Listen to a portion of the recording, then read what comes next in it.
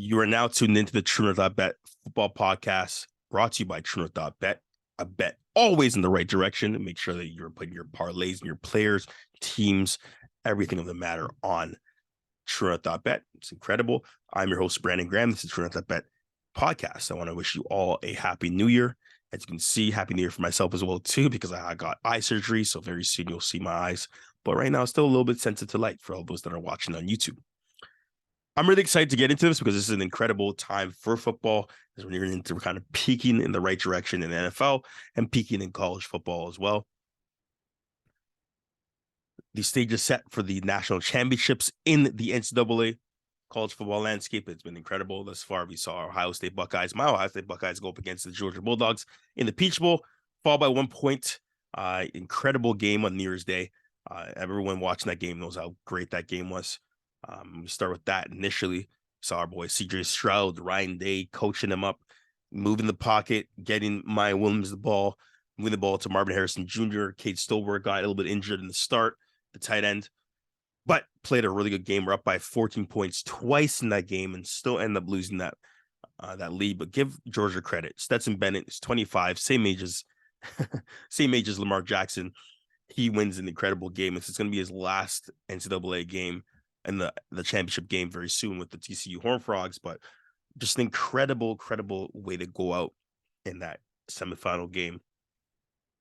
And this is the last year before the CFP, the college football playoff, is going to be expanded to many more teams. So you're going to see the likes of Ohio State, most likely, Georgia, Alabama, teams such as Michigan always be in it because they're going to have great seasons regardless. So that's going to be really interesting to see. And I really wonder what you all believe would have, as well too.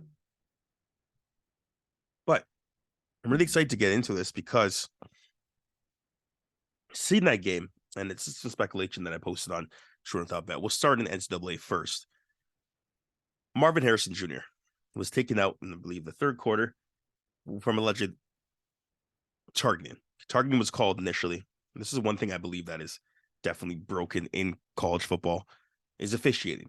There was not an officiating team precisely for this college football playoff. Is more so different referees that are coming from different conferences. And I think what they have to have is they need to put those teams together, officiating teams for just designated for the college football playoff. That's one thing that I think is missing. We saw Marvin Harrison Jr. get knocked out. They called it as a target initially, and then they wiped it off. They wiped it off clean. And that's after reviewing it. But I think when you review targeting and you see that someone's already gone out because of a concussion, you must give that card. It must remain. Because if Marvin Harrison Jr., if that gets called, Ohio State Buckeyes get a first down. They're in the red zone. They're going up. They set up for 3, but yeah, they could have probably set up for a touchdown, and they would have won that game and been in the playoffs, in the finals again, and rightfully so, because they had a great season, excellent season. Of course, losing only to Michigan Wolverines at home, which is a terrible loss, and they got killed. Ryan, they got killed. CJ Stroud got killed for that game. They redeemed themselves. They really earned it. CJ Stroud earned a lot of money because he's going to be a top draft pick next year in the NFL, or this year in the NFL draft. And Ryan Day is just one of the best play callers in college football, bar none. But if that's called, the game is changed dramatically. If Marvin Harrison Jr. stays in that game, he looks, once again, his father is incredible. He has, him and Peyton Manning, Marvin Harrison and Peyton Manning had the most points scored as a tandem ever in the NFL as a tandem. He's like, this son is going to be really good. Who knows exactly how much if he's going to be better than his dad, but he's right up there. He's an incredible talent. He's going to be great. And he's only a sophomore. So he has one more year and then he's off to the NFL. Just like Jack Smith-Njigba on the Ohio State Buckeyes got injured. Didn't play the entire season. Was off and on. Then he opts for the NFL draft, right? Which rightfully so. Go make your money. Go do what you need to do. Some guys didn't play in the final game. Bryce Young of Alabama played in the final game. He's going off to the NFL. Will Levis did not play in the final game. He's going off to the NFL. So there's a lot of up and down when it comes to exactly what is going to happen with this team or with some guys going to NFL, so on and so forth. But I would just say in this game was incredible. It was on New Year's Day. Happy New Year again to you all. I know I said it before, but it was the best game of the entire day. And that's very surprising because many would have said that the first game would be better than the second game, and it did not show up. The entire weekend, the college football playoff was incredible. I like the 4 teams. I think it gives teams more incentive to win throughout the year. Of course, every game is a playoff game essentially, but with the 4 teams, just high stakes all time. I know it's really stressful, but I think the high stakes definitely benefits college football as a sport in general. But one thing I want to circle back to is I believe that officiating is broken in the NCAA. Officiating is broken. They need to have designated teams for these championship series rather than have get designated teams of officiating crews in this rather than just handpicking guys from different conferences, because one guy's conference outlook will be different than another guy's conference outlook, and it really cost the Ohio State Buckeyes a lot. And would I be saying that if I wasn't a really big Ohio State guy? Probably not, but I think it's rightfully so. I think the officiating is broken, and you can't review concussion. This guy was concussed. Marvin Harrison Jr. is out for the game, concussed, but yet you take away the targeting penalty for those obvious trauma towards his head and a high impact hit. So, really, what do you say there? And let's go over to the Sugar Bowl now with the TCU Horned Frogs going up against the Michigan Wolverines. Everyone expected the Michigan Wolverines and the Georgia Bulldogs to be in the championship game, but Max Duggan, Sonny Dykes, and the entire team, they had a great game plan. It was almost as though Michigan wasn't ready for what TCU was going to throw at them. They were caught off guard. We have a few more days, less than a week until the championship game, but Georgia they must game plan for this team. They are a problem. Max Duggan is a problem. DeMarcado is a problem. D Winners on defense is a problem. Receivers out there they have are problems. They can play down the field, intermediate, short passes. They have it all. They can mix it up. They run complementary routes. They play complementary football, and they just get it done. They get the job done. And I'm really looking forward to see the final game because this could be the first time in an unranked team. They're unranked. The TCU Horned Frogs were unranked at the start of the year, and they're in the final, the championship final game. That's never happened before. Never happened.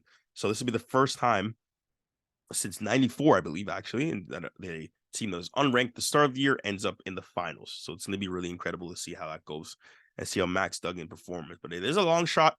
Georgia Bulldogs are great from there's around every time on the field, there'll be around 6 guys going to the NFL first round, second round draft picks in the NFL compared to TCU's 1, right? So it's going to be a great game to see how it goes. But they dominated Michigan. They dominated from the start to finish.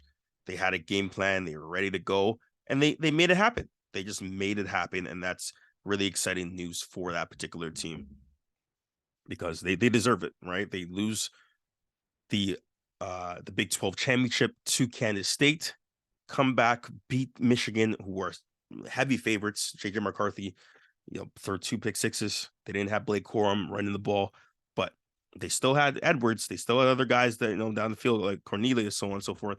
They still couldn't get it together, but that's just what it is. It's how the cookie crumbles, unfortunately.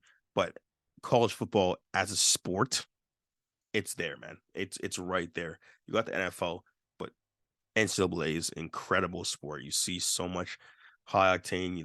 It's great fan bases, crazy fan bases. Very soon, I might even do a top 5 fan bases in the NCAA just to give you a sense. But if you don't watch NCAA football, please do. Please do yourself a favor and do that because it's incredible. The ups and downs. Remember, these are young men playing high stakes football. But it's just an incredible sport. But speaking of how incredible it is, there are some downsides to football as well too. And we saw in the Monday night game between the Cincinnati Bengals and the Buffalo Bills that it can be very, very bleak sometimes. And that all starts with Demar Hamlin, safety, great player, out of Pittsburgh, goes down after a routine tackle to T. Higgins.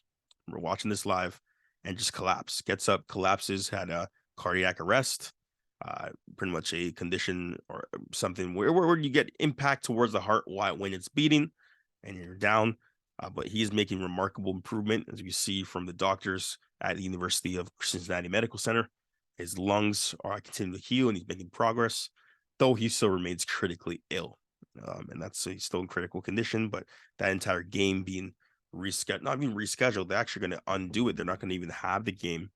I don't know what that means for playoff implications. It's going to be really tough, but this is a man's life at the line. Yeah, I've seen, especially as a player coach, I've seen the ambulance being brought up many times for many reasons, whether it's someone breaking their arm, being whiplash. We always have it in high school games. The NFL shouldn't be praised for having an ambulance on site. That's absolutely unacceptable.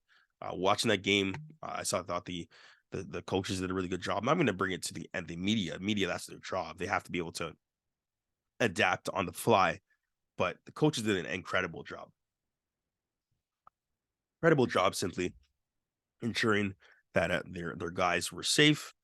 You can't play that game after watching your boy go down in a really tragic way. You can't do that. And Demar Hamlin has actually been a really good player all year. He's only making around $800,000, so only get $100,000 guaranteed. There's a lot to take in right now, but he has shown remarkable improvement, which is a great sign. The CPR on the field really kind of saw and didn't really think this would happen, but we actually thought he would pass away. Like, some people had really negative thoughts. I'm not even going to say that, but really negative thoughts when he was on the ground, and really put everyone's minds perspective, because it really shook me up. It shook the entire football world up seeing that happen. And I know, once again, as a coach, I've seen many ambulances being brought into the field, but never for a case of a guy passing away, or for a guy, really passing out because of a heart issue. But we can bring that even to, Tua Tagovailoa on the same field.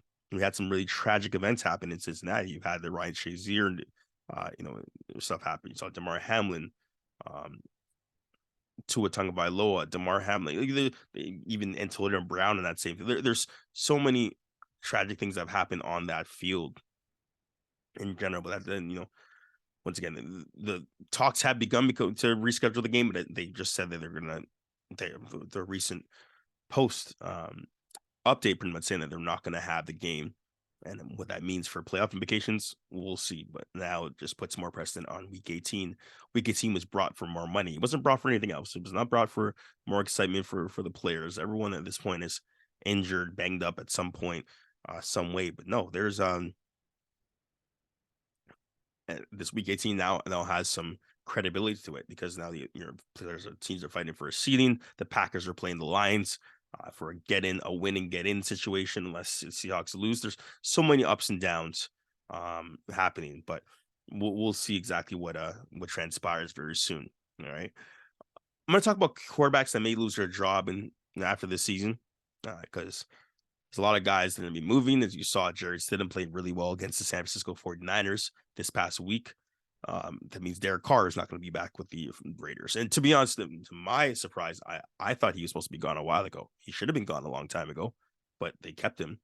And he brought Davante Adams. Davante Adams has been shaky all year. Just not shaky with his performance. He's still, I believe, in my opinion, the most talented receiver in the league. I know you got Justin Jefferson, but he's had a better quarterback. Kirk Cousins is better than Derek Carr. He gets the ball out of his hands in a more, and McConnell is a better play caller than Josh McDaniels. So yes, Kirk Cousins is better than Derek Carr right now. That's the reason why Justin Jefferson's had such a great season. And Davante Adams, to his history and to his standard, has not. But we're going to start with that. Quarterbacks that can potentially lose their job. Of course, you see Zach Wilson in New York. No way he comes back. They're going to have to, he needs a change of scenery. It's going to be really hard to see him come back, because he's been worse than the worst quarterback in the entire league. He's been very bad, and very, very bad for a long period of time. And his QBR has been very bad. Everything about his game has been pretty awful for a pretty long time. And you can just look at the stats. You can look at him playing. You can see the guys and the Jets being more excited to see Mike White or even Joe Flacco get out there. Joe Flacco, almost twice his age, playing better than Zach Wilson. Zach Wilson is definitely not getting his job back, but it could be a change of scenery kind of moment, similar to Sam Darnold. Sam Darnold played pretty well last week against the Tampa Bay Buccaneers. Just couldn't get the win because Mike Evans had 3 great touchdowns from Tom Brady. They just figured out, oh wow, we used to do this. We got the Super Bowl. We won this against the Kansas City Chiefs. Let's just throw the ball up to Mike Evans. Oh wow, let's think about this again. Yeah, that happened. And threw the ball to him a few times, threw 3 times actually. right in the end zone, just beat his man coverage. Very easy for a guy that glides. And if you really look at the stats, he's had it now 9 years in a row, 7 years, 7 to 9 years in a row. He's had 1,000 yards receiving. Mike Evans is a Hall of Famer. Really think about it. Mike Evans already, if you put his numbers up against anyone, he's already a Hall of Famer right now. He's already won a Super Bowl. He's a Hall of Famer. So, not to obviously lose track of what we're doing, but Zach Wilson will lose his job. Derek Carr will lose his job. And in many respects, Tua Tagovailoa will lose his job as well, too. Because he has those two explosive receivers in Tyreek Hill and Jalen Waddle. We have Sherfield there. I think Sherfield's a really good player as well, too. Tua's been, once again, 3 concussions the entire year. Does he even play football anymore? That's one thing that you have to kind of think about. Does he even play football in this next calendar year? We don't know. It'd be really tough because health has to be at the forefront of his minds. Just like Demar Hamlin's at the forefront of all of our minds right now. It simply has to be at the forefront of his mind, and who knows who's going to go there? Who knows if it'll be Jimmy Garoppolo, for instance, or because Brock Purdy's playing really well in that system in San Francisco right now, and it's really tough to see exactly who will lose their job, who will keep their job. Will Sam Darnold be there with the Panthers next year? They drafted quite a few players already. What will happen in general with a number of these quarterbacks? And because once again, this is the first year where they've had more quarterback turnover. This is the most year they've had quarterback turnover. And even Sean Payton said it best this year, actually, in an interview. He said every team, not every team, but they've quarterbacks flopping around. It's been the most ever in history this year.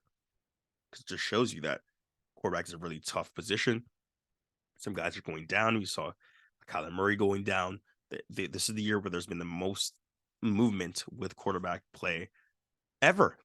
Right, you can even think about Kenny Pickett with the Pittsburgh Steelers, having Mitch Trubisky there, and then you have Mason Rudolph, and you have Kenny Pickett. So there's so much movement around from every team. You had Brissett, and you have Watson. You can look at every team, other than a few. There have been some movement at some point. You can look at the LA Rams, right? Baker Mayfield there right now. You had Wofford there. You had Johnson. Of course, Matt Stafford went down. Every team has had some form of quarterback fluctuation in a sense, other than the top guys like the Mahomes, the Herberts, so on and so forth. Josh Allen. You can go down the list of all this. Joe Burrow. Those teams have stayed afloat, but many teams have had fluctuation because they're not getting production on a game-to-game basis. We even saw Jalen Hurts go down. Gardner Minshew goes in, doesn't really play that well, right? Plays one the first game really poorly, and they lose against the Saints in the second game. Now their position in the playoffs are kind of up for grabs, right? So it's one of those things you really have to think about. We want to move on to guys that have been doing well and potentially could have been on the move at the quarterback position, but have stayed in it. And you can see Trevor Lawrence is now showing that he's the number 1 pick. Trevor Lawrence is shown that he's a valuable player, and he's a guy that definitely picked it up. His faith, in himself, his teammates, and God, he's made it work. All right, and that's having Coach Doug Pearson in the fold, having that guy beside him, really kind of propelled this game. And you see that a lot right now with him getting the ball to Jones, and Etienne's running the ball really well. The defense is playing well. They beat the Dallas Cowboys, for goodness sake, right? They've done a good job. They beaten some really good teams in general throughout the year, and that's all towards Doug Peterson and him having to come together, getting the ball out a lot quicker, not holding onto the ball. Urban Meyer, you really can say that this is kind of his first year, because last year having Urban Meyer doesn't really count as a year, because Urban Meyer was terrible, awful for his production. So, and then even guys in his team say that as well too, saying that it could pretty much they're so happy for him because he's playing really well now in Doug Peterson's system. He had Urban Meyer that really messed up a lot. So this is technically his first year. So he's really playing up to his standard as what everyone assumed he would be. And he's made himself a staple for that team in Duval and in Jacksonville right now. So he's playing really, really well. After losing to the TCU Horned Frogs, I can't believe TCU's done this to him. Harbaugh is looking to actually come back to the NFL. And if you really think about it, it's Harbaugh, it's Sean Payton, as guys that are looking for as top names to be a coach. Even Dan Quinn, defensive coordinator for the Cowboys, another guy too that they're looking for a final or for a coach in general. Harbaugh now getting to the playoffs twice and losing in the semifinals twice. You lost to the TCU Horned Frogs. Can't even win a championship. There's no point in coming back now. I know you've made money with Michigan. They restructured your contract, did this, did that. You brought the O-line in. You've done everything you can. You even got to beat Ohio State, Harbaugh. And then the Harbaugh is just not a good time for the Harbaughs. Even Jim Harbaugh in Baltimore, seen that Lamar Jackson is not really playing right now because of his injury. He's exhausted about all the questions. It's just a tough time for to be a Harbaugh. And this is, once again, they both went to the to the Super Bowl against each other, lost the Harbaugh, John, but hey, it's fine. They're going to be fine. They make a lot of money. They're going to be happy. But he's another guy that he's drawn a lot of NFL interest because he's a great NFL mind. He's a great football mind. He's a great coach, a leader of men. They're a little bit quirky in the way he does things, but he has his own way of doing things. And everywhere he goes, it always ends up being a success story in some facet or another. So all the best to John Harbaugh, all the best to Jim Harbaugh, and hopefully Lamar Jackson gets paid fairly soon. Also, in NCAA, I'm going to say once again, I think the Georgia Bulldogs will win that game. TCU put up a great fight. I think they expended all of their energy on Michigan. It's only right. They're going to be exhausted. You can't turn around within a week and then now, play the number one team and expect to win. If they do, incredible. But I think the Georgia Bulldogs will win that game easily. Probably in a row to be a long shot to see that team lose, exactly, especially after what they did against Ohio State, which I believe is a more explosive offense than the TCU Horned Frogs. So we'll see what happens there. But you tell me, who do you think is going to win the NCAA championship game? Who do you think is going to win the Super Bowl? And really soon I'm going to have some more coverage on the Super Bowl and which teams will be formidable and which teams will kind of fall off the face of the earth as we go forward. But I am Brandon Graham. This is the TRUENORTH.BET Football Podcast. Really excited to get this out there. If you have any disagreement with me at any point, please let me know. Let me know so I can tell you why you're wrong. But I'm Brandon Graham's TRUENORTH.BET Podcast. Listen to us on YouTube, Spotify, SoundCloud, wherever you find your podcast these days, so on and so forth. I'm going to say keep balling, and we'll see you very, very soon.